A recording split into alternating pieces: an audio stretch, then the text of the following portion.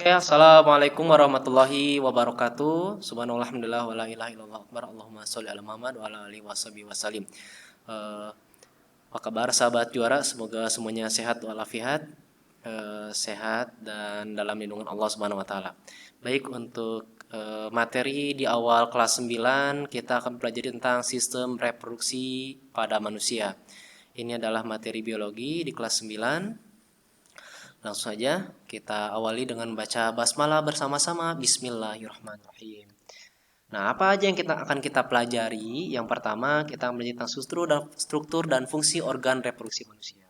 Yang kedua, kita akan belajar hormon dalam sistem reproduksi manusia. Yang ketiga, kita akan pelajari penyakit menular seksual. Yang keempat, hal penting banget yang harus kita pahami, ya. Jadi nanti kita targetnya 4 ini ya. Semuanya tahu tentang struktur dan fungsinya, tahu hormon yang terlibat, tahu penyakit menular, dan tahu hal penting harus kita ketahui. Yang pertama kita tentang sistem reproduksi ya. Ini gambaran umum. Apa itu sistem reproduksi? Sistem reproduksi ada di sini kata reproduksi ya. Apa itu reproduksi? Reproduksi itu secara sederhananya itu adalah bertambah ya. Untuk makhluk hidup, dia bereproduksi bertujuan untuk mempertahankan keturunannya agar tidak punah ya. Untuk makhluk hidup sendiri, dia makhluk hidup sendiri itu ada dua jenis reproduksi. Yang pertama dia aseksual, seperti yang pernah mungkin kita pelajari di materi kelas 7 dan 8.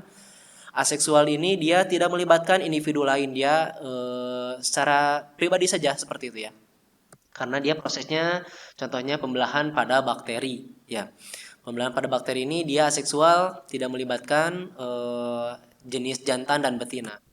Dari satu sel kemudian dia bertambah menjadi dua, dari dua menjadi empat, empat menjadi bertambah terus dan bertambah. Itulah proses reproduksi secara seksual. Dan yang selanjutnya proses lainnya adalah proses seksual, yaitu proses yang melibatkan jantan dan betina. Di sini ada dua simbol, simbol jantan dan simbol betina. Simbol jantan disimbolkan dengan warna biru dan simbol betina disimbolkan dengan warna pink. Maaf ya, di sini simbolnya bukan warna, tapi simbolnya adalah bentuk seperti ini. Lingkaran ada tanda panah ke atas, ini simbol untuk jantan, dan lingkaran ada bawahnya itu positif tambah gitu ya. Inilah simbol untuk betina seperti itu. Di sini ada tambah, artinya individu inilah yang dia akan bertambah atau kalau manusia itu yang melahirkan seperti itu. Inilah yang betina atau yang perempuan seperti itu.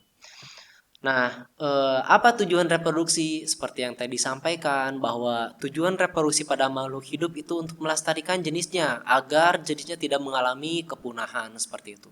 Nah, ada sebuah pertanyaan, bagaimana dengan sistem reproduksi pada manusia, apakah seksual atau aseksual? Seperti yang kita ketahui bahwa pada manusia itu dia tidak bisa sendirian dalam memperbanyak keturunannya. Dia memerlukan dua jenis, yaitu wanita dan laki-laki atau pria dan wanita.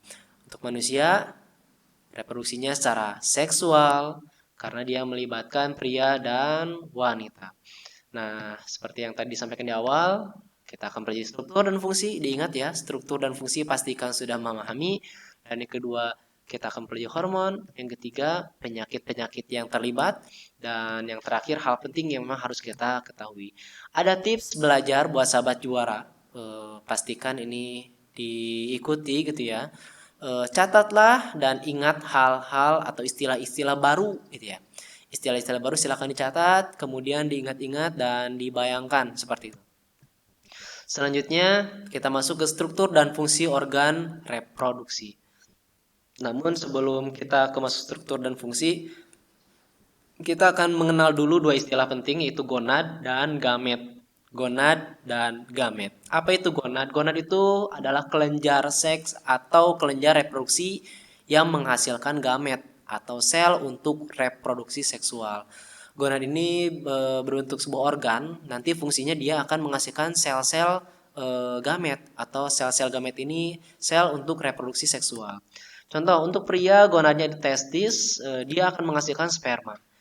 Jadi testis itu disebut kita sebut gonad dan sperma itu kita sebut gamet karena sperma ini ya nanti akan langsung terlibat pada reproduksi ya.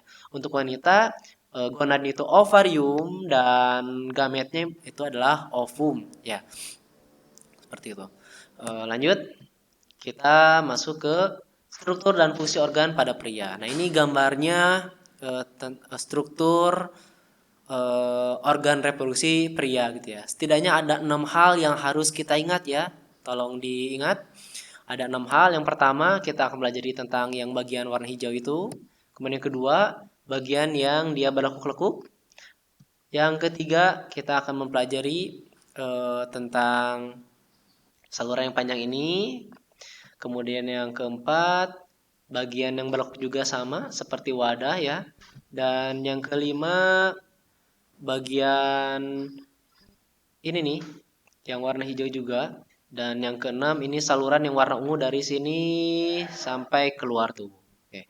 Kita masuk bagian yang pertama yaitu testis. Kita fokus pada testis dulu. Nah, seperti yang kita tadi bahas di awal bahwa testis adalah apa? Tuh, testis adalah gonad dan testis menghasilkan apa? Oke, pinter. Testis menghasilkan sperma. Oke, ini ya gambarnya kalau kita perbesar.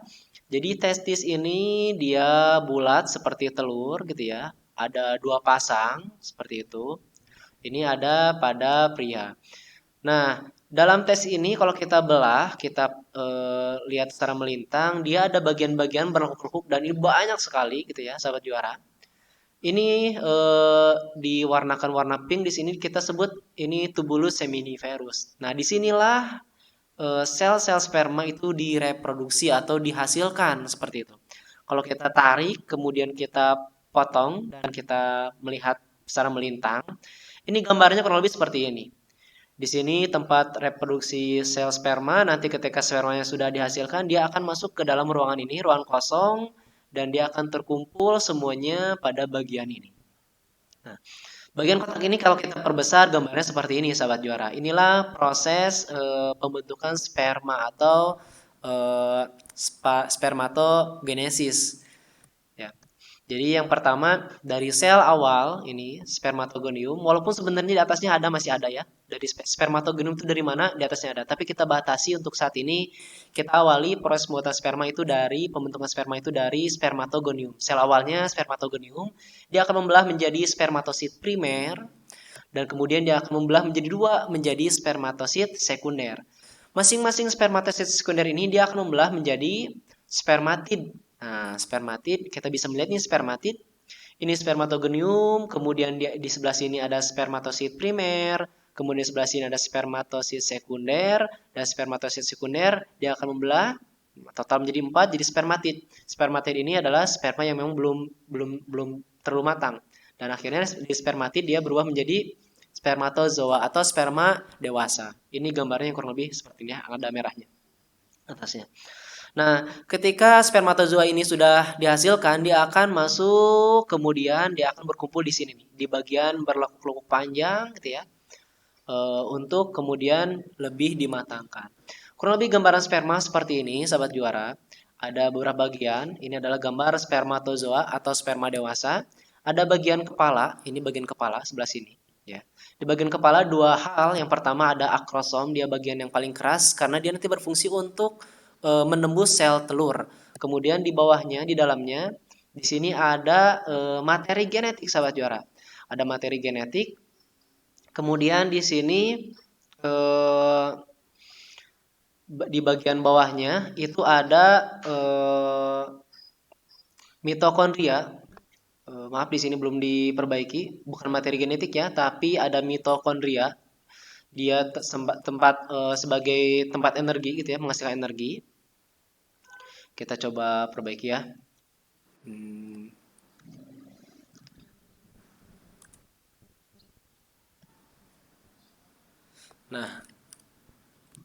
Nah ini mitokondria. Kemudian di bawahnya ada ekor. Nah, proses pembentukan sperma kita sebut spermatogenesis. Oke, sampai sini cukup jelas ya. Jadi kita coba sedikit-sedikit. Jadi yang pertama bagian ini kita sudah mempelajari bahwa ini adalah testis ya.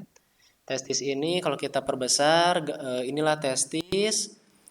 Nah, di sini ada yang warna pink, dia ada tubulus seminiferus, ya, tempat pembentukan sperma.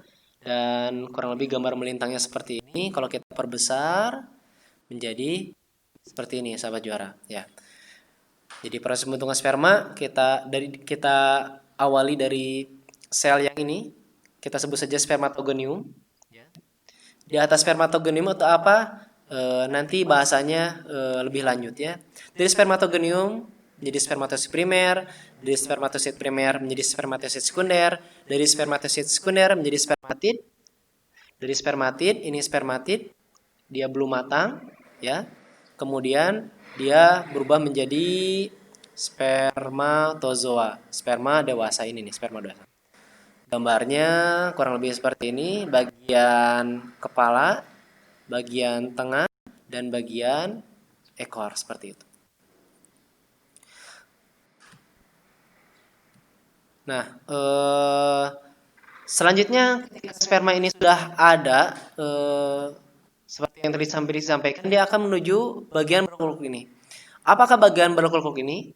Kita sebut dia adalah epididymis. Oke, kita masuk ke bagian kedua. Yang pertama tadi ini ya, kita sudah mengenal ini adalah testis, tempat menghasilkan sperma.